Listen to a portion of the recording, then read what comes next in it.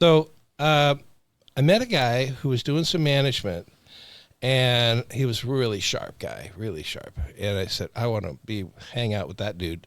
So I said, you need some help? You want some? And he goes, no, I don't need anything. I said, I'll do anything. Just, I'm quitting my job. I'll do whatever I want to learn. And he goes, well, yeah, okay. Pay $1,000 a month to run your wheels off your car. And I did. I mean, I was putting 200 miles a day on my car running around town. And I just really thought, oh, yeah, this could be a gig, a steady gig, property management, right? And so in 90, I started my company. It was under a different name.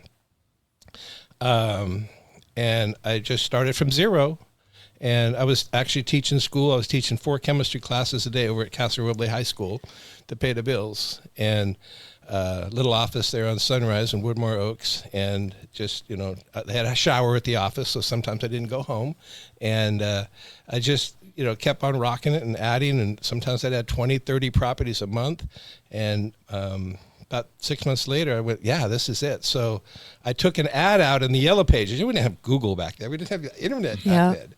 And so I said, I want more business. So I saw all these. There was only about 10 property managers in the whole area back then. There wasn't a lot. No, maybe even less. And so they had a little Yellow Page ad, and you go to real estate, and there was their little quarter page. So I took out a full page, and I said, voted Sacramento's #1 property management company, or rated #1 management company. And my phone went nuts.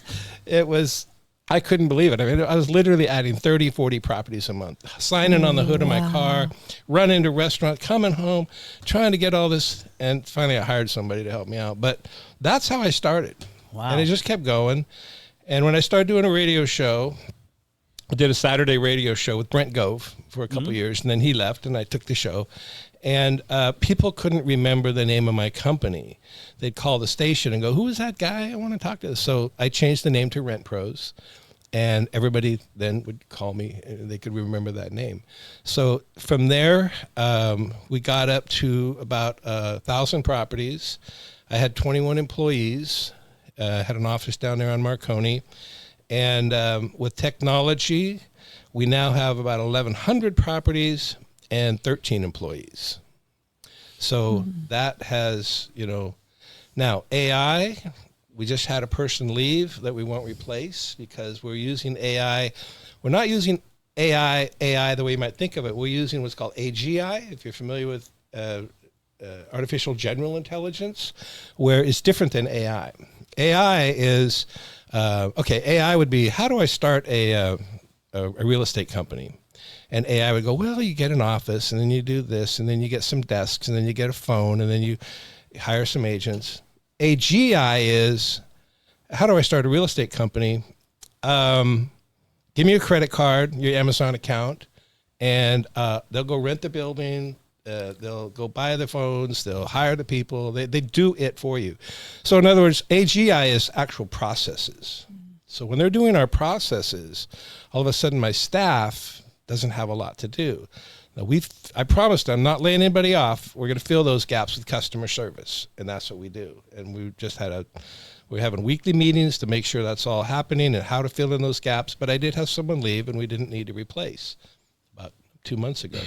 So I think we're down to 13 employees now and 1,100 properties. And we just went into growth mode, beefing up the marketing, because for years I didn't really do any marketing. And sometimes I do, sometimes I don't. But so it's just, it's a long haul. It's a great business. You just have to know what you're doing. You have to understand your niche. You know what? We become like surgeons now, right? You wouldn't have a guy who operates on knees go take out your appendix, would you? Or do heart surgery. So it's become that specialized where not only do we manage property, we only manage a certain portion of properties. If you come to me with a 500-unit apartment building, I'm not going to manage that.